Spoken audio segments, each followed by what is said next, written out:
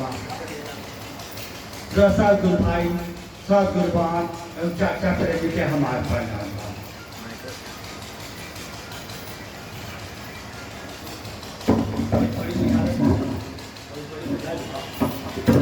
हटा दिए को मैं को हटा दिया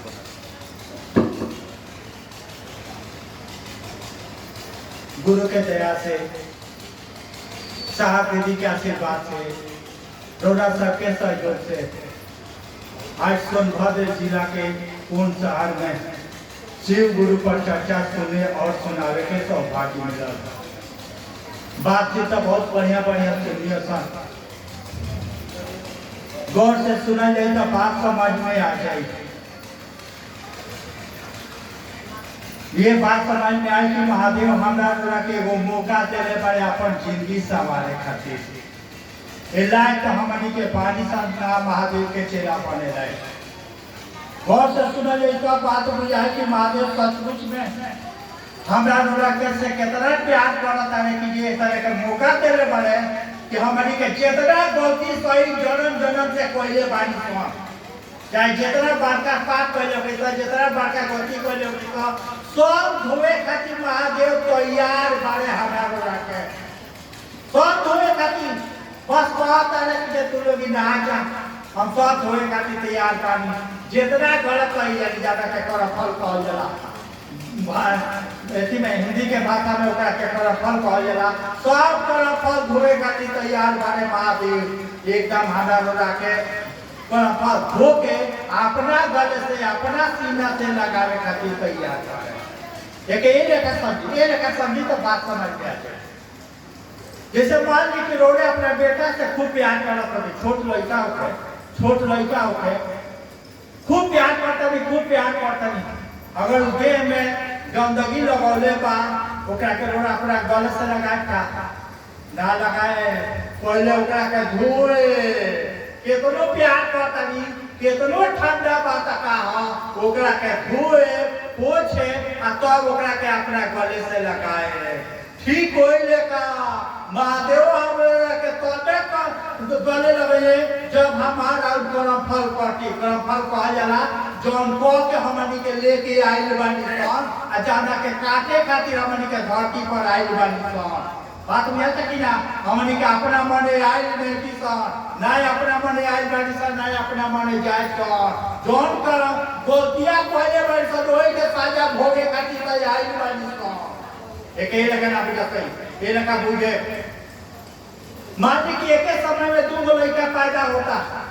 एक होता अमीर के यहाँ एक होता गरीब के यहाँ। वो आते आते कौन निमन काम कर डाला से अमीर के यहाँ चल गई और वो आते आते कौन गलत काम कर डाला से गरीब के यहाँ चल गई। ये जन्म के खेला नहीं के पिछला जन्म के खेला बा। पिछला जन्म में बढ़िया काम कैले बा तो वो अमीर के यहाँ गई और पिछला जन्म में खराब कैले बा तो गरीब के यहाँ गई। होश संभालते कहता दे दा भैया भूख लागल बा।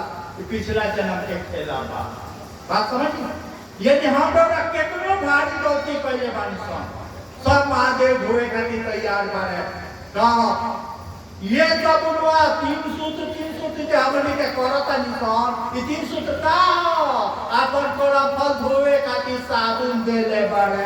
एकरा के हमनी के आउरी बेचत निशान सबुने बेच देता निशान महादेव के बेचत निशान कहां से धोवाई। बात समझ में आवत कि ना समझे तो का मौका देले बारे। अरे मौका तो महादेव हमरा रोरे कैसन देले बारे ऐसा मौका देले बारे कि जोन मौका देवता लोग के भी नहीं थे मिलल। इतिहास गवाह बा महादेव के चेला बने के सौभाग्य राम के भी ना मिलल। महादेव के चेला बने के सौभाग्य कृष्ण के भी ना मिलल। देवता लोग के भी ना मिलल दैत्य लोग के भी ना मिलल। एकमात्र मां पार्वती महादेव के चेला बनी बाकी के चेला ना बनल। यानी कहानी तो बताओ था कि महादेव के चेला रहे वशिष्ठ मुनि के चेला राम महादेव के चेला रहे उपमन्यु के चेला कृष्ण महादेव के चेला रहे बृहस्पति के चेला देवता लोग महादेव के चेला रहे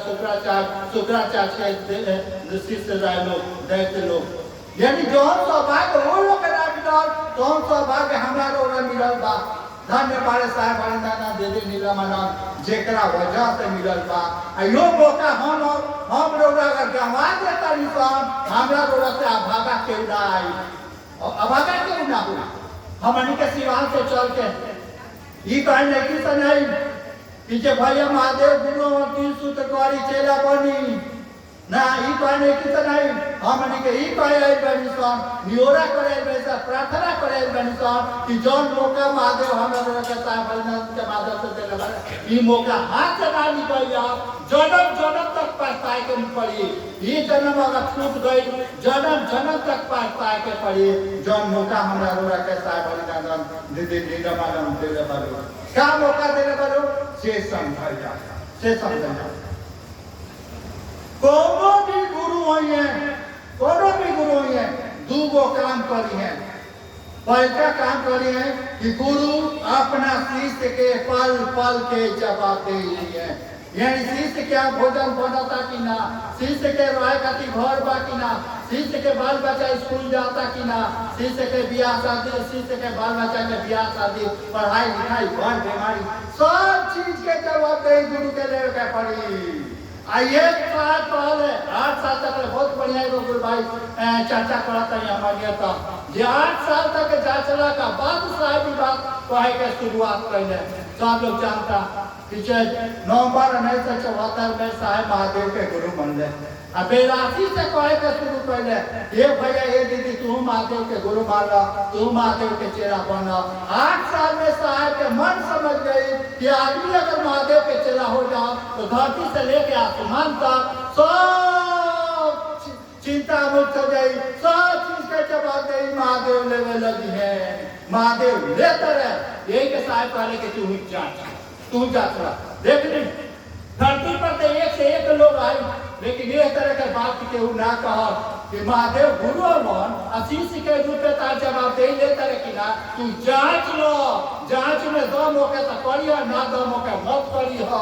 ता बिना कहले कि तू हमरा बात पर भरोसा कर हम जब कहते तो करना तू कहले कि जांच लो हम जांच ले बनी तू जांच लो अगर बुझा तो कि सचमुच में महादेव बिना शरीर धले बिना आता पता के गुरु के रूप में सुनता रहे तब इनका से रिश्ता बनाओ तब ही जौन कहते हैं तो करो उसका बात हर मर्जी करो शुरुआती में जे लोग हो पुरान जानत हो जब साथ शुरुआत पहले थे वो स्लोगन लिख ले आदि गुरु शिव को गुरु रूप में प्रणाम निवेदित करना गौर से सुनने लगी तब बात बुझाई आदि गुरु शिव को गुरु रूप में प्रणाम निवेदित करना व्यक्ति को शिष्य बनाता है शिव शिष्य होकर व्यक्ति के सारे लौकिक मनोरथ स्वतः पूर्ण होते हैं यानी धरती से लेकर आसमान तक स्वतः पूर्ण होते हैं उसका बात सरकार कहते हैं मैंने परीक्षा की है यानी साहब 8 साल तक ले चले पड़े साहब की अनुभूति में एगो लाइन लिखले पड़े कि जे दूध से मुंह जड़ेला नु तो माथा भी लोग फूंक के पिएला धरती के गुरु लोग साहब के इतना ना धोखा देने रहे कि महादेव ऊपर भरोसा ना होता है ये से साहब के 8 साल तक लागल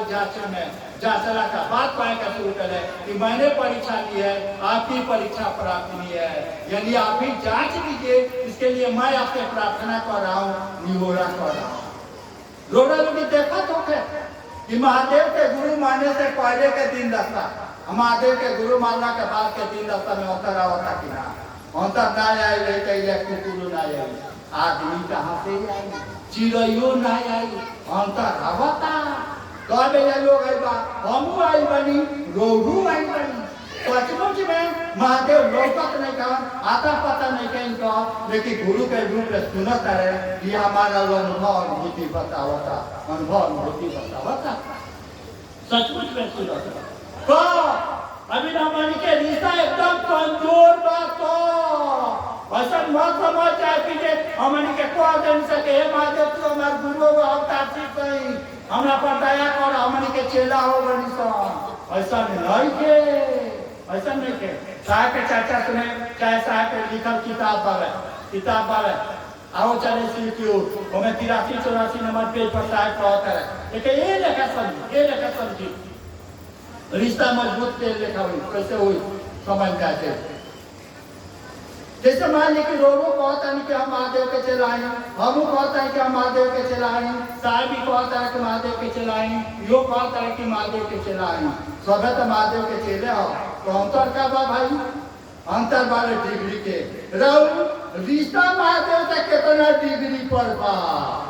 रिजल्ट ए जाबा, परिणाम ए जाबा कि रहू रिश्ता कितना डिग्री पर पावे महादेव से नादेव से ना। साहब कहता है कि केहू पहलका सीढ़ी पर बा, केहू दूसरा का सीढ़ी पर बा, केहू 5 सीढ़ी पर बा, केहू 10 सीढ़ी पर बा, यानी डिग्री बा, डिग्री बा। ये डिग्रियां 50 के ऊपर चल गया। 83-84 नंबर पेज पर पढ़े और चले श्री के जो किताब बा ओमे 83-84 नंबर पेज पर साहब दिखत है शिष्य के परिभाषा और गुरु और शिष्य के परिभाषा जो देता है बहुत बढ़िया लिखले बड़े ओके पढ़े बोली। 83 नंबर से शुरू होता है 84 नंबर पर जाकर खत्म होता। साहब कहता है कि जेकर शिष्य भाव अगे दीदी बतौलिया कि जो महादेव के गुरु माने खातिर कोनो श्रद्धा विश्वास के काम नहीं है, कोनो प्रेम समर्पण के काम नहीं है, लेकिन रिश्ता मजबूत करे खातिर भाव के जरूरत बा। भाव बा तो रिश्ता बा, भाव नहीं के तो रिश्ता नहीं के। ये भाव पैदा करे ले गुरु पैदा करे, यही खातिर गुरु के जरूरत बा। बात समझ ले कि काहे खातिर गुरु के जरूरत बा ना कहनिया कि कोनो भी गुरु होइए दूगो काम करिए। पहला काम करिए कि गुरु अपना शिष्य के पल पल के जवाब दे दिए, यानी शिष्य क्या भोजन साधन कपड़ा लाता, बियाह शादी पढ़ाई लिखाई भर बीमारी, यानी जितना आंधी तूफान आवता शिष्य के जिंदगी में सब गुरु जी के देखे के पड़ी। लोग देख ले कि इतना बड़का कोरोना के महामारी आयल, इतना बड़ा कोरोना के महामारी आयल, जे भी ईमानदारी से ये काम के करत रहला, मन से के बिना मन से जे भी सूत्र करत रहला, एक आदमी नहीं के पूरा, एक आदमी नहीं के पूरा, यानी सब चीज के जवाब दे महादेव देता है ना। दूसरा का काम करे ले गुरु, बात में आए कि ना, बात समझ में आता, सब बात साहब किताब में लिखले पड़े। एक ये लेकर समझी महादेव जब साहब से कहले कि हरि ने तुम जो करते हो तो दूसरों को करने के लिए कहो। साहब महादेव से कहा कहले, साहब महादेव से कहले कि सरकार कान खोल के सुन लो, पहले के तार चेला लोग रहे, पैर में चप्पल ना रहे, बदन पर कपड़ा ना रहे, खाए के भोजन ना रहे, रहे के मकान ना रहे, ओकर बावजूद महादेव कई लोग हमनी के वो लेकर ना करे हमनी के तबे करे कि जे भी महादेव करी ओकर पैर में चप्पल होके के चाहिए, बदन पर कपड़ा होके के चाहिए, खाए के भोजन होके के चाहिए, रहे के मकान होके के चाहिए, ओकर बीवी बच्चा के बियाह शादी पढ़ाई लिखाई सब चीज के तरह जवाब दे लेवे के पड़ी। इतना लेवे के कह तो हमनी के महादेव करे न तो तू अपना करे हम अपना करे। महादेव का करे से सुनी, महादेव कहले ऐसा ही होगा बाबू, ऐसा ही होगा, यानी सचमुच में हमारा जवाबदेही महादेव लेकर है। आज सैकड़ा लाख में ना करोड़ों गुरु भाई बहन लोग ये बात के गवाही दे रहा बा, चिल्ला चिल्ला के कह रहा बा कि महादेव सचमुच में शिष्य के जो जवाबदेही बोला तो हम लेकर है। दूसरा का काम करे ले गुरु, गौर से सुनने लगे, दूसरा का काम करे ले गुरु अपना शिष्य के मन में परमात्मा के प्रति प्रेम जगावेले, श्रद्धा जगावेले, विश्वास जगावेले, समर्पण जगावेले, ये गुरु के काम है। बात बुझा कि ना, यानी गुरु अपना शिष्य के ना आगे भक्त है। अब भगवान के बारे में दीदी बताओ कर लिया, यानी प्यार बात भक्ति पावे, प्यार नहीं के तो भक्ति नहीं के। एक ये देखा सब ये बता दिया भाई, ये देखा समझी जे लेकर मनी के अपना छोट बच्चा से प्यार करता इंसान एकरा के स्नेह कहल जाला, अपना से बराबरी से प्यार करता इंसान एकरा के प्रेम कहल जाला। जैसे पत्नी बने दोस्त भइले प्यार करता इंसान एकरा के प्रेम कहल जाला। अपना से बड़ आदमी से प्यार करता इंसान, बाप पातारी भाई भौजाई से प्यार करता इंसान एकरा के श्रद्धा कहल जाला। ये कोनो देवी देवता से प्यार करता इंसान यही के भक्ति कहल जाला। यानी प्यार बात भक्ति बानी सन, प्यार नहीं के तो भक्त नहीं सन। हमनी के महादेव के लेके जाइए सन, जल लेके जाइए सन। बहुत लोग सुल्तानगंज से बंडार तक ले जल लेके जाला, क्या महादेव खातिर लेके जाला का? महादेव खातिर लेके ना जाला, अपना बेटा बेटी खातिर जाला, अपना मर्द मेहरारू खातिर जाला, अपना जगत खातिर जाला। साहब के चर्चा सुने, साहब कहता रहे कि हमनी के आपन प्यास बुझावे खातिर महादेव के लगे जाइले सा, महादेव के प्यास बुझावे खातिर महादेव के लगे ना जाइले सा। यानी प्यार जगत से बावे, बेटा बेटी से बा, ना कि महादेव से बा। ये प्यार महादेव से हो जा, यही खातिर गुरु के जरूरत बा। गुरु अपना शिष्य के मन में परमात्मा के प्रति प्यार जगावेले। जे लगा मीरा के गुरु रहले रविदास, रविदास मीरा के मन में कृष्ण के प्रति प्यार जगा देले। मीरा रानी दीवानी कहने लगी, वो तो गली गली हरि बोल गाने लगी। महादेव गुरु बनिए तो ये काम करिए, यानी जगत भी ठीक रखिए, अपना शिष्य के मन में परमात्मा के प्रति प्यार जगाइए, श्रद्धा जगाइए। ये गुरु के काम है। अपने बात समझ में आओ ताकि ना बात समझ में और भी लोग कह सकता नहीं कि महादेव के काहे गुरु बनावल जा। धरती पर भी गुरु लोग पर रविदास के नाम आयल, महादेव के गुरु काहे बनावल जा। चाहे काहे शुरू पहले कि महादेव के गुरु बनावल जा। हमारा किताब का कहता, हमारा ऋषि मनीषी का कहता, गुरु के जो परिभाषा बताओता, गुरु के परिभाषा का बताओता। गुरुर ब्रह्मा गुरुर विष्णु गुरुदेव महेश्वर गुरु साक्षात परब्रह्म तस्मै श्री गुरुवे नमः। यानी गुरु ऐसा लोगे के चाहिए जेकरा अंदर ब्रह्मा के शक्ति होके, जेकरा अंदर विष्णु के शक्ति होके, जे परमात्मा से एकमेक होके, परमात्मा से भी परे अगर कोनो सत्ता होके, जेकरा के परब्रह्म कहल जाला। गुरु हमारे वैसन होके के चाहिए, वैसन गुरु के प्रणाम हमारा किताब कहता, हमारा ऋषि मनीषी कहता। ये बतिया साहब बतावे का शुरुआत पहले कि बाबू जैसा गुरु के बारे में किताब कहता, ऋषि मनीषी लोग कहता, वैसा गुरु लोग अब धरती पर नहीं थे। साहब बहुत खराई गले, बहुत खराई गले। पहले लोग रहे, अब नहीं थे। रविदास ऐसा, मच्छरनाथ ऐसा, गौतम बुद्ध, महावीर, रामकृष्ण परमहंस ऐसा गुरु पहले लोग रहे, अब नहीं थे। ये से महादेव के गुरु के रूप में उतरे के पड़ल बा। तो अब महादेव साहब से कहले, हरि तुम जो करते हो तो दूसरों को करने के लिए कहो। बात समझ में आवा था कि ना? समझे लोग कौन मौका महादेव हमरा को रखा देले बड़े हमारा उठेगा काम ना करी। अगर रात में सोचल जाए कि सचमुच में हमारा रोज के काम कितना महादेव प्यार करते रहे, आओ बनी के महादेव हमारा रोज से प्यार करते रहे, आओ बनी के महादेव से व्यापार करता निशान। ये कहे बनी भाई महादेव हमारा से प्यार करते रहे तो अब हमारा सब तरफ धुए खातिर तैयार करे। कितनो खराब करते चाहे करते रहे, हत्यारा बड़ा, बलात्कारी बड़ा, चोर बड़ा, डाकू बड़ा, निमन बड़ा, बेचाई बड़ा, तू महादेव के चेला बन सकता रहा। महादेव बैठल कर सकत, तू हत्यारा हुआ, तू बलात्कारी हुआ, तू चोर हुआ, तेरा काम चेला ना बनाए। महादेव बैठल कर सकत, काहे कि महादेव के बारे में कहल जाला कि महादेव जगत के गुरु और जगत के गुरु के माने जगत के एक एक आदमी उनका शिष्य बन सकता। महादेव बैठल कर सकत कि तरह के चेला ना बनाए। चाहे साधा बात चाहे नहीं के, विश्वास बात चाहे नहीं के, कोनो माने मतलब नहीं के, कोनो माने मतलब नहीं के। जे लगा माने कि कोनो डॉक्टर का लगा माने के जाता नहीं सब। डॉक्टर साहब कहे का जे बीमारी ठीक हो जाई तब तो हो जाओ, ऐसा कहा जे बीमारी ठीक हो जाई कमाए काहे खातिर ठीक हो लगा। गुरु भी नहीं कर सका कि ताले का साधा विश्वास हो जा, प्रेम हो जा तो अब तू हो जा। अरे सरकार जब हो जाए तो कमाए काहे खातिर। हमरा दिल में विद्यापति लेकर महादेव का प्यार हो गई, हरिनाथ लेकर महादेव का प्यार हो गई, नीलमणि लेकर महादेव का प्यार हो गई। तो हमारे कहा खातिर हमरा लगे नई थे, ये से हमरा लगे रहे बनी। बात बुझा कि ना? महादेव नहीं कर सका कि हो जाए तब हो यानी साहब के कहे का शुरू कैले कि काहे महादेव के गुरु बनल। एक खातिर कहे का शुरू कैले कि जैसा गुरु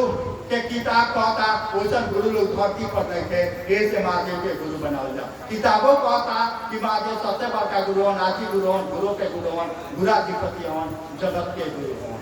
जगत के गुरु हन। ए जाने बुझाई अब चले के हमनी के तीन सूत्र काहे खातिर करे के बा। तीन सूत्र काहे खातिर करे के बा। एक बात बताई, जितना के बतिया हम कहनी हो कि गुरु अपना शिष्य के जवाब दे दे, गुरु अपना शिष्य के मन में परमात्मा के प्रति प्यार जगावे। एमे मूल बात का बा शिष्य के जवाब दे ले। याद रख लोग शिष्य के जवाब दे ले शिष्य के माने का होला से समझ में हमनी के पहला सूत्र पढ़ी ले सब गौर से सुनने लोग इतना बात बुझाई पहला सूत्र पढ़ी ले सब का कही ले सब हे शिव आप मेरे गुरु हैं कही ले सब गौर से सुने हे शिव आप मेरे गुरु हैं गुरु के जो जवाब दे ही बात होता गुरु लेता रहे ना जवाब दे ले रहे जाता ना आई रोरो ना आई हम ना आई आपा तेल मोबिल जला के रोरो ना आई हम आपा तेल मोबिल जला के ना आई ऐसा मत मुझे कहीं जाए कि मेरा भाड़ा मांगे ये दिमाग से निकाल दे लोगी दुनिया में जाए दे सॉन कोई भाड़ा ना मांगे सॉन ना मांगे सॉन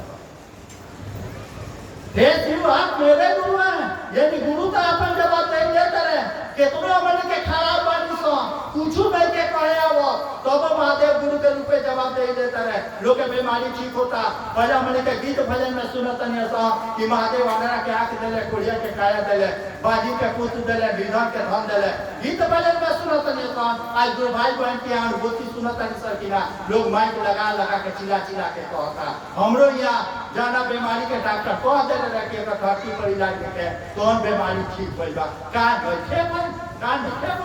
भइल बावे यानी हे शिव आप मेरे गुरु हैं गुरु के जो काम बात गुरु करता रहे दूसरा का लाइन का बात मैं आपका शिष्य हूं गौर से सुने दूसरा का लाइन कहता मैं आपका शिष्य हूं हमनी के शिष्य बानी सरका अगर हमनी के शिष्य रहती सन तो महादेव के खरीदती सर बेचती सका केहू भी महादेव के चेला हुई ना खरीदी या ना बेची अगर चेला बात दिए तो करे ना दिए ना करे बेटा दे सकता है बीमारी ठीक कर सकता है घर बनवा सकता है तो पैसा नहीं कर दे सका उनके मालूम नहीं है कि सिवान से रेणुकोट आए में गाड़ी में तेल जोड़ेला उनका नहीं क्या बुझा सब बुझा कहते नहीं क्या बुझा बुझाता लेकिन हमनी के महादेव से लेवे के स्थिति में नहीं सजा हमनी के तो गुरु भाई बन के ठगे में लागल बानी समझ ले चेला के माने भाई ठगा जाई ठगी ना अपना गुरु के अरे बाप बेटा हो तो बाप खातिर दर्द होई पति हो तो पत्नी खातिर दर्द होई पत्नी हो तो पति खातिर दर्द होई ना ठगे जाई रिश्ता के माने ही ऐसे जौन रिश्ता के नियम घाटी के बारे तौने रिश्ता ऊपर बा अलग से कोनो रिश्ता नहीं है जे लगा पति खातिर दर्द बा पत्नी खातिर दर्द बा बेटा खातिर दर्द बा वो लगा महादेव खातिर दर्द हो जा गुरु खातिर दर्द हो जा यही खातिर गुरु के जरूरत बा यही खातिर गुरु जन कहता है तन कोई जरूरी बा क्लियर होता कि ना बुझा सकते समझे ना बुझाई तो पूछे लो दूसरा क्या लाइन क्या कहता मैं आपका शिष्य हूं यदि गुरु जन कहता है तो हम कबरा करत नहीं समझा गुरु तो कहले कि बाबू जवान सुन के जवान समझ के तू हमरा के गुरु मान ले बड़ा तो चार लोग के समझाओ लोग के बताओ पहले यही पहले रोज शिष्यानुभूति पढ़े शिष्यानुभूति हमें मात्र दूसरा के सूत्र के नीचे लिखल बा यह गुरु आदेशित कर है पहला सूत्र में लिखा तीसरा का सूत्र में लिखा यानी गुरु के आदेश बा का आदेश बा कि बाबू जौने सुन के जौने समझ के तू हमरा के गुरु मान ले बाड़ा तो चार लोग के समझावा लोग के बताओ हमनी के का करता नहीं केहू कहते ए भैया तनी आज ना हमरा या तनी रोरा समझा दी रोरा बतिया लोग 5,000 रुपया देब आ निमन खियाब हई करब इस तरह चेला के लक्षण है का गुरु हमनी के करवा कहता रे का कि हई पैसा देबा त करे उ तो नहीं फटता तो हमनी के काहे कहता नहीं सर पैसा देबा त करे इसी से के लक्षण ना साहब के चर्चा सुने साहब के बहुत करीब से देख ले बानी सन गुरु भाई बहन लोग जानता है के लोग साहब कहता है कि मैंने जगत बेच के सर क्यों को खरीदा है साहब डिप्टी कलेक्टर वाले 76 में नौकरी ज्वाइन करे 92 में 500 के स्कूटर नीलाम करौले 500 के डिप्टी कलेक्टर आते के आज ये स्कूटर वाले रांची में वहां पर हम बैठल बानी 500 के नीलाम करौले अरे साहब की स्थिति क्या बताए रोज 4 सुनो तो के साहब के जब तनख्वाह मिले तो 1 तारीख से लेकर 10 तारीख के घी के आरती होके महादेव के ना ईमानदारी के बात घी के आरती होके जब पैसा घटे लगे, जब पैसा खत्म होने लगे, तब सरसों तेल से होके लगे। 20 तारीख के बाद 10 तारीख के बाद सरसों तेल से होके लगे। चलो जो बात कहने में भी पड़े, 20 तारीख के बाद सरसों तेल भी हो रहा है, तो कौन सी से होके? अगरबत्ती से होके। लेकिन साहब कोनो गुरु भाई बन के ठगे ना कुछ, यानी जो भी कमा हमू गवा बनी गुरु भाई बन के खियावे में छोटी छोटी रूम रहे ना। चाचा में सुलह के दीदी अपना से बना के खियोले बड़ी, जूठा बर्तन धोले बड़ी। साहब के यहाँ जो पैसा आवे गुरु भाई बन के खियावे में लग जा खोटानी ना करिए। 500 रुपया में स्कूटर नीलाम कर रहा है, डिप्टी कलेक्टर रहे तो हमारी लेखा ऐसी ना रहे, नौकरी कराता है, A1 के नौकरी कराता है, डिप्टी कलेक्टर। यानी जौन कमास तो हम भाई बहन में लगावा तो महादेव उनका नौकरी के काम कर ले। आइए बाकी साहब हमारा के पाए के शुरू कर ले कि बाबू जौन हमरा साथे भाई बा तो तारा साथे भी होई। भाई 3 सूत्र ईमानदारी से करो। दीदी के लोग चिल्लाला, दीदी तो कहता रही आपके रास्ता में जितने कांटे होंगे सब मैं चुनूंगी। सुनने वाले लोग जितने कांटे हैं सब मैं चुनूंगी, लेकिन का गुरु काज में बेईमानी। गुरु दीदी शर्त लगाओ करिए जा, लेकिन गुरु काज में बेईमानी नहीं, यानी बेईमान लोग के ना चुनिए ना, ओकर दूध दर्द ना कतर करे दीदी के चाचा में। गुरु काज में बेईमानी नहीं। हमनी के चलल बनी से महादेव से प्यार करे, अल्लाह बनी से व्यापार करे में, यही से हमरा रोड़ा में महादेव लौकत नहीं खन, दिखत नहीं खन। लोग कहता कि चाचा वाला जाता, लोग ही नहीं के कहता कि महादेव के चेला चल बा। चेला के माने भाई जेकर दिल में महादेव खातिर दर्द होते, जेकर बेटा खातिर दर्द बा, बेटा खातिर दर्द बा तो लौकता, पति खातिर दर्द बा लौकता, पत्नी खातिर दर्द बा लौकता, पैसा खातिर दर्द बा लौकता। महादेव वाला दर्द काहे नहीं के लौको?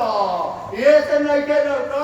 कि हमनी के ये बेईमानी करत निशान, ये से नहीं के लौको कि महादेव जौन कहले तो हमनी के ना कर निशान। महादेव कहले कि बाबू जो सुन के जाओ समझ के, तूने मुझको गुरु माना है, जाओ लोगों को समझाओ, लोगों को बताओ। नहीं के पैसा हम अगल बगल जाए,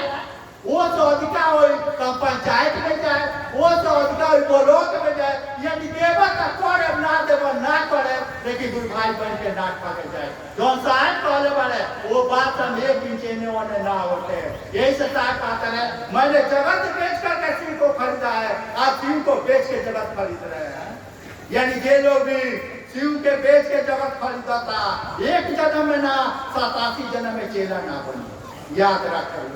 87 जन्म में अगर बने के रही तो साहब काहे कहते रहे कि मेरे जाने के बाद बहुत कम लोग ऐसे बचेंगे जो चाहेंगे कि आप सचमुच में शिव के शिष्य हो जाए। काहे ना कहे कि सब लोग बन जाएगी, सब लोग बन जाएंगे। हमनी के भाई मेरे ये कहे आई बनी कि सचमुच में जौन मौका हमारी के मिलल बा, ये मौका निकल ना जा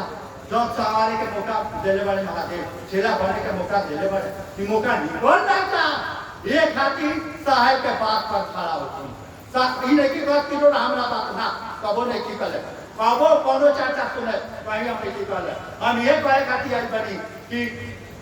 सब लोग सुनी सब का, लेकिन करी साहेब जन को करे तब आगे दीदी का लिए कि मेरे बातों पर भरोसा करना होगा, मेरे बातों पर भरोसा। यानी चेला बने के बाद तो हमने के साहेब के बात पर एक एक बात पर ध्यान देवे के होई। जौन उनका निमन लागत होई तोने करे तो ना निमन लागी ना करे चला बात रही चाहे पर बात शिष्य के माने हमने के साहेब जन कहता जो दीदी कहलिया कि जे लोग साहेब के बात पर खड़ा हुई अंतिम समस्या में साहेब के कहले कि जे पहले आप कुत्ता थे बड़ी दर्द के साथ कहता रहे, बड़ी दर्द के साथ रोड़ा उनका चेहरा पड़े अमेरिका तो देश से देखा था, बड़ी दर्द के साथ कहता रहे कि जे पहले आप कुत्ता थे अब बिल्ली हो गए। कुत्ता सिर्फ मालिक को पहचानता है, यानी पहले आप हमसे मिलने के लिए थे, अब हमरा से नहीं कर मिले अब हमारा घरवा के लोगों से आओ करो। यही से सावधान कहता रहे कि पहले आप कुत्ता थे अब बिल्ली हो गए हैं। याद रखिएगा भाई मेरे, हम अभी मरे नहीं जा। जे लोग साहेब के कुत्ता होई से ही महादेव के चेला बनी आ से ही महादेव के चेला बनाई बिलाई ने चेला बनी आ ना बनाई हमरा तो हम तो साहब के नजदीक से रह के मौका मिलल बा समझले बनी तोने समझावे खातिर हम सिवान से चल के रेणुकूट आइल बनी बात समझ में आवता कि बात समझ यानी सब कुछ साहब किताब में लिख ले बारे सब कुछ लिख दे बारे हमनी के किताब पढ़त नहीं 25 जून 2022 के एगो बैठक रहे वो बैठक में हम कह रहे साहब आते कहते रहे रूम में चले पहले सब बहुत सारा में बैठल बनी सब आते कहते रहे कि जे क्षेत्र में गड़बड़ियां मात्र इसलिए है कि लोग किताब नहीं पढ़ रहा है क्षेत्र में गड़बड़ियां मात्र इसलिए है कि लोग किताब नहीं पढ़ रहा है वो बात साहब कहता है किताब खरीदा जरूर लोग है लेकिन पढ़ता कोई नहीं है अगर किताब पढ़ने लगे क्षेत्र की सारी गड़बड़ियां दूर हो जाएगी यानी किताबा पढ़े लगे तो सब बुझा जाई कि के ठगे खातिर आइल बा के पैसा खातिर आइल बा के चेला बनावे खातिर आइल बा के हमरा के महादेव के ले जाता के हमरा के पीछे दे जाता है सब कुछ किताबा पढ़े बा आ किताबा के बारे में क्या जानता नहीं किताबा के बारे में तो शायद यो कहता है कि पेन पेपर हमारा लिखल महादेव के महादेव हमरा रोड़ा खातिर लिखले बारे यानी किताबे उत्तराधिकारी बावे साहब के उत्तराधिकारी बावे किताबा पढ़ जाए सब कुछ रास्ता निकल जाए सब बुझा जाए कि के ओरिजिनल आ के डुप्लीकेट आ के ठगे खातिर आइल बा आ के महादेव के चेला बनावे खातिर आइल बा सब कुछ बुझा जाए के का चर्चा में जाए के चाहिए के का चर्चा में ना जाए के चाहिए कहाँ पैसा देवे के चाहिए कहाँ ना देवे के चाहिए सब कुछ बुझा जाए बुझाई बुझाई यानी दूसरा का लाइन हमारे पहला सूत्र पर फिर चले के पहला सूत्र क्या कहता हे शिव आप पहले गुरु है यानी गुरु के जौन काम भावे तू बढ़िया देते रहे दूसरा का लाइन का बा मैं आपका शिष्य हूँ यानी जे शिष्य होई गुरु के आदेश के पालन करे खातिर बेचैन होई हमू महादेव के काम में आ जाए महादेव तो हमार सुनत रहे का हम महादेव के सुनत नहीं का महादेव तो हमार करत रहे का महादेव के काल का हम करत नहीं का जे चेला होई से सोची कि का हम महादेव के काल का करत नहीं का ओका बाद तीसरा का लाइन का कहता है बाबू बैठा दस मिनट में बंद कर ओका बाद तीसरा का लाइन का कहता मुझ शीश पर दया कर दीजिए हमनी के रोट ले बनी सब महात्मा जी के तोता खाली हे शिव रामार गुरु या रामसी से हमरा पता है खाली रट ले बनी सब समझत नहीं कि सब मुझ शीश पर दया कर दीजिए यानी जे चेला होई ओकरे पर गुरु के दया होई एजा ले बुझाई एजा ले अब चेला का माने साहिब किताब में का लिखले बारे से समझ साहिब किताब में 84 नंबर पेज पर पढ़े साहिब लिखत रहे कि जे चेला के माने पर जेकरा मन पर जगत से भारी महादेव होगा और चेला के माने पर जेकरा मन पर जगत से भारी महादेव होगा वे चेला दूसरा तरफ क्या कहता है अगर हमारा मन पर महादेव से भारी जगत बा तो गुरु और शिष्य के रिश्ता बिल्कुल कमजोर बा बिल्कुल कमजोर अगर महादेव से भारी जगत बा हमारा तो गुरु और शिष्य का रिश्ता बिल्कुल कमजोर बा वो स्थिति में साहब क्या कहता है ये स्थिति में गुरु के दया भी लगभग निष्प्रभावी हुई यानी गुरु के दया लोरा पर प्रभाव न डाल पाई बॉल फ्यूज हो के आ केतनो वोल्टेज आई लोग है जड़ी का ना जड़ी जन बीमन बावला होय तो ने बावला जड़ी केतनो कम आई गई अगर बॉल फ्यूज लगा दी आ केतनो पावर दी उ ना जड़ी यानी गुरु शिष्य पर दया करी है जब गुरु के शिष्य पर दया हुई तब लौकी तब महादेव से अपन काम करेंगे एक साहब यो बतिया किताब में लिखता है का लिखता है हमारा मंजिल का से समझ ली काय का सूत्र कर यो बात समझ ली साहब लिखता है किताब में कि दुख के घड़ी में गुरु की दया तेजी से आता है दुख के घड़ी में गुरु की दया तेजी से आता है दो आदमी के साथ होला दो आदमी के साथ ये वो जगह महादेव अच्छा लगाता है दूसरा का जीव दुनिया महादेव के अच्छा लगता समझ में आता कि ना सुने में दोनों एक लेखा बा लेकिन एक नहीं थे जमीन आसमान के अंतर बा जमीन आसमान के रोड़े गांव जवान में क्योंकि जब मांगे आवता तो दे दी, जब मांगे आवता तो दे दी। रोड़ा से निमन क्यों लागी एक दिन रात में तब देखी तब देखी रोड़ा ले खराब क्यों ना लागी ना। तो साठ ताली खतर से दू के घड़ी में गुरु की दया तेजी से आता है। दू आदमी के साथ एगो जेकरा महादेव अच्छा लगता है, दूसरा का जी अग्नि महादेव के अच्छा लगता है। दोनों में जमीन आसमान के अंतर। आज महादेव अच्छा लगता है, काल अच्छा लगे कि ना लगे का कोनो गारंटी नहीं है। आज चप्पल भुला जाओ, चप्पल भुला जाओ ना, महादेव के चर्चा में कौन ने चप्पल भुला गए अब ना चाहे ना। अरे हंसे के का बात बा, साहब के चाचा काले सुनत रही साहब की यहाँ एक आदमी के गलती से चाय ना मिलल, दोनों लोग के चाचा मिलल, गलती से एक आदमी के चाय ना मिलल, साहब की आगे कोई छोड़ डाला, चाचा हम छोड़ डाला, फिर शिष्टता छोड़ डाला, कॉमन खोल डाला, साहब के चाचा में बाबा ना छोड़ डाला तो मात्र एक कप चाय खाती। ये आदमी के स्वभाव बा। आज महादेव अच्छा लगता है, काल अच्छा लगे कि ना लगे एक कोनो गारंटी नहीं है, कोनो गारंटी नहीं है। लेकिन साहब का कहता है कि चले के वैसा काम कर जा, वैसा काम कर जा कि महादेव हमरा तरह के पकड़ ले। साहब के चाचा सुने बिलैया के बचवा, बनरिया के बचवा सुने बनी, बनरिया के बचवा बनरिया के धरे, यानी बनरिया लंबा छलांग लगा ले तो कबो कबो बचवा गिर जाए, बचवा गिर जाए। लेकिन बिलैया अपना बचवा को अपने दांत से धोले रहे केतनो बचवा काहे कोई, लेकिन बिलैया ना छोड़े थे। वे साहब कहते रहे अभी हमनी के बनरिया के बच्चा बनी सन, बिलाई के बच्चा हो जाए सन, ऐसा काम कर जा, वैसा काम कर जा कि महादेव हमरा तरह के पकड़ ले। महादेव तो पकड़ लिए तू, कोनो जन्म में महादेव हमरा तरह के ना छोड़िए, कोनो जन्म में, एक जन्म ना, कोनो जन्म में महादेव हमरा तरह के ना छोड़िए। बात बुझाई कि ना, महादेव वही अग्निया के पकड़िए, यो याद रखे, महादेव वही अग्निया के पकड़िए जे लोग साहब के बात पर खड़ा बा, जे लोग साहब के बात मानता। लंबा लंबा भाषण देने वाला लोग हम देख ले बनी, रोज मोबाइल पर देखिए साहब के प्रति इतनी छोड़िए, साहब के प्रति इतनी छोड़िए, और वे काम करेला का करेला जो साहब कहले में ओकरा विपरीत करेला, अपनो बिलाई बनता और लोगों के बिलाई बनता। ए भैया चला रांची ना, अपने तो बिलाई पड़े बा, लोगों के रांची ले जाता, बिलाई बनावता। बात समझाता नहीं तो की ना, आप समझ, यानी जे लोग साहब के बात पर खड़ा बा वे आदमिया महादेव के नीमन लागी, जे महादेव के नीमन लागी ओकरे के महादेव अपना दिल से अपना कलेजा से लगाइए। कह देला से ना हो जाए कि महादेव हमार गुरु हवन, बिया कह देला से अगर केहू मेहरारू हो जाए तो रोज काहे मर्डर होता है, काहे तलाक होता, काहे झगड़ा होता, तेरा 200 दिन नहीं के होता केस मुकदमा हो जाए, छोड़ा छोड़ी हो जाता, बिया तो पहले रहना तो काहे छोड़ा छोड़ी होता, तो काहे तलाक होता है। बात ये ठीक हो ही लेका कह देला से ना हो जाए कि महादेव हमार गुरु हवन, सब वही जे लेखा साहब कह करे वो लेखा कह जाए। तो एजा ले बुझाई कि ना बुझाई पूछाऊं के चले के सूत्र के लेखा करे के समझे एक एक समझे। जैसे मान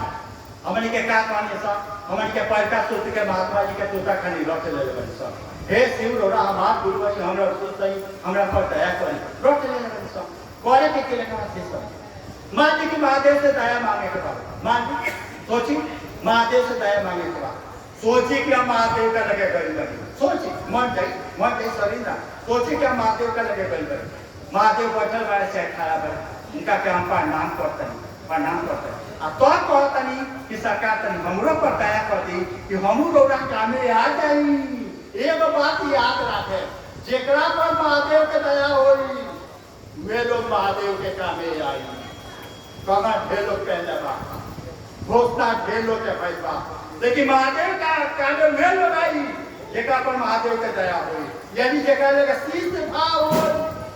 यानी जेकरा लगे शीश भाव होई उहे गुरु के आदेश के पालन करी, जेकरा लगे शीश भाव ना होई चिल्लात रह जाई, चेला ना बने, चेला सुना।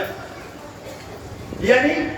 सोचा जाए कि महादेव का लगे गई बनी, महादेव के प्रणाम करतनी, अतः कहतनी कि सरकार तनी हमरो पर दया कर दी कि हमरो रोड़ा कामे आ जाई। हमरो से अपन आदेश के पालन करा दी जौन कहले बन तो हमरो से हो जा। ध्यान का देवे के बाद ध्यान ये देवे के बाद कि जितना देर हम महादेव का लगे बानी दया मांगतनी प्रणाम करतनी उतना देर मानवा हमार बात का हो जा। अगर मानवा हो जा बा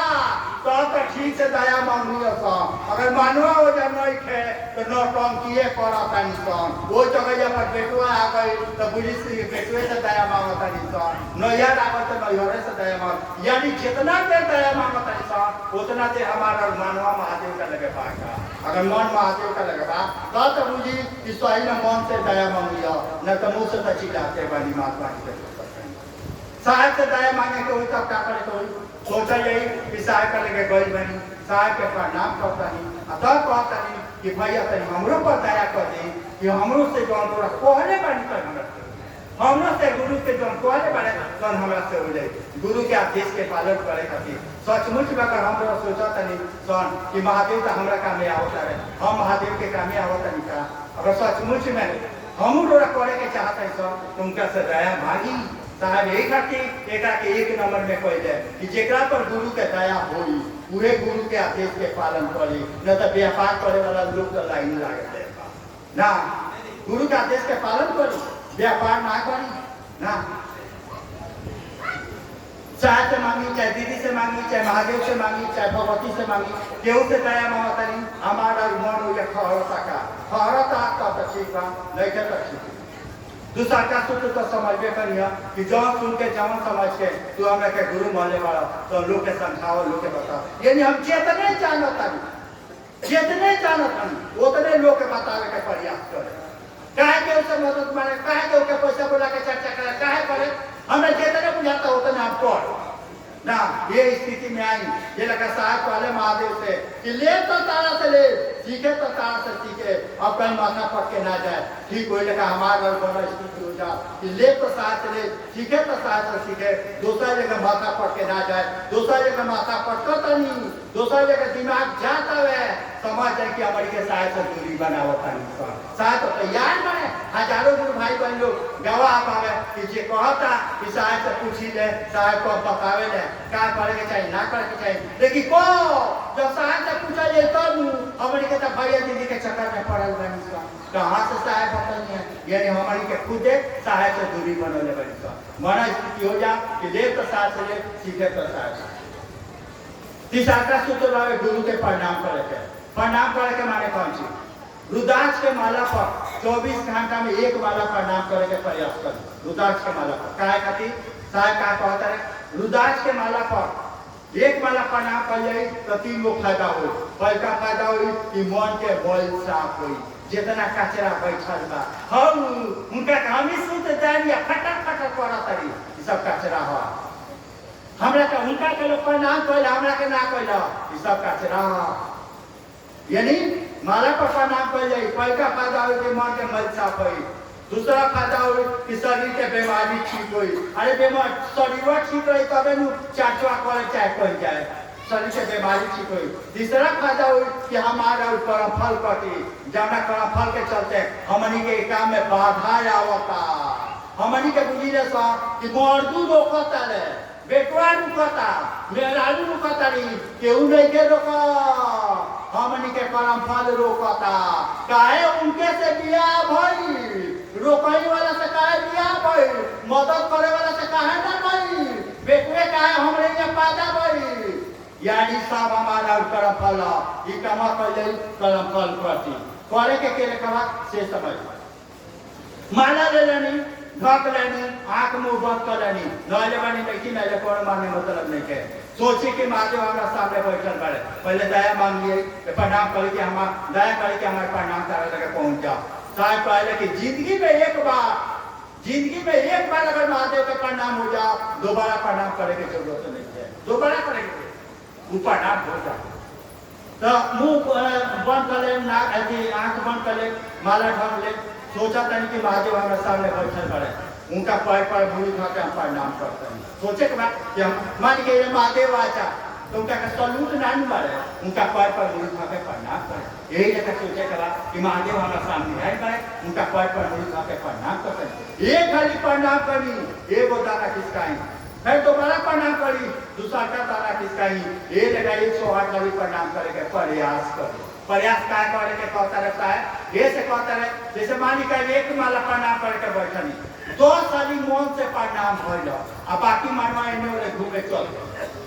ना 10 साली पहला था अब बाकी मनवा इन्हें ओले घूमता बिहान प्रयास करे कि 11 आदमी हो जाओ परसों प्रयास करे कि 12 आदमी हो जाओ यानी 108 बारी प्रणाम करे के प्रयास करे एमे नमः शिवाय बोले के जरूरत नहीं है कुछ कहे के जरूरत नहीं है खाली सोचे के बाद कि हम महादेव के प्रणाम करते नहीं प्रणाम करते नहीं यानी मन समझे कि हम अपना गुरु के प्रणाम करते मन समझे कि हम अपना गुरु के प्रणाम करते बात बुझा दो एमे कुछ कहे के नहीं है हे गुरु जी के चरण में प्रणाम जय नमः शिवाय कुछ करे के जरूरत नहीं है साहब कहते रहे कि अगर आपके याद में महादेव है यानी अगर मन समझता कि महादेव हमारे सामने बारे अगर आपके याद में महादेव है तो आपको कुछ बोलने की जरूरत नहीं है अगर याद में नहीं कौन तो नमः शिवाय करी ना पहले तो साहब के लगे जाते नहीं तो साहब कहीं है मन करे चाहे ना करे एक माला नमः शिवाय से प्रणाम कर ना 3 से 4 मिनट लगे जो लोग जाके इसे सुन ले 3 से 4 मिनट लगे सॉरी छोड़े से 1.5-2 साल पहले क्या कहे का शुरू पहले बाबू ऐसे ना हुई और मन से पढ़ना अब जान गए जब हमारे गुरु भाई भाई वो स्थिति में आ गई बात कि चाहिए तो मन से प्रणाम कर दी वो स्थिति में गुरु भाई यानी गुरु तबे कहले कि करे लायक सेवा हो गई और साहब क्या कहते हैं कि मन से प्रणाम कर मन से प्रणाम करब तो उन्हें प्रणाम महादेव के लगे चाहिए मन मने जिनका कहनी है कि जे लगत होकर के महादेव सामने बारे उनका पैर पर मुड़ी धर के प्रणाम करतनी जितना देर प्रणाम करतनी उतना देर कुछ ना मांगे ओका पहले जितना मांगे के मांगी ओका बाद जितना देर मांगे के मांगी लेकिन प्रणाम करे के बेरा खाली ये सोचे कि महादेव दया करा कि हमार प्रणाम तारा लगे चल जाए क्लियर भाई दूसरा का दीदी बा सांस पर करे है सांस कोनो काम नहीं है बैठल पानी सांस लेता नहीं तो दमा छोड़ता नहीं तो सिवाय चाहे झाड़ू लगाता नहीं चाहे कपड़ा खींचता नहीं चाहे आकाश सामता नहीं चाहे ऑटो में बैठल नहीं जितने एमे ध्यान दे कि जितना देर हम नमः शिवाय करता नहीं उतना देर हमारा ध्यानवा सांस पर बात ही ना अगर ध्यानवा सांस पर बा उतना देर के गिनती हुई ध्यानवा बाजार में गई तो बुझी की गई अभी मानी कि आधे मिनट भाई ठीक बात फिर 10 मिनट के बाद आधा मिनट कर लेनी फिर 1 घंटा के बाद आधा मिनट कर लेनी ये देखा टुकड़ा में सांस पर नमः शिवाय के प्रणाम करने का प्रयास करी साहब कहता है कि महादेव चाहिए तो सांस पर करो जगत चाहिए तो माला पर करो दोनों चाहिए तो दोनों पर बात समझ में आई कि ना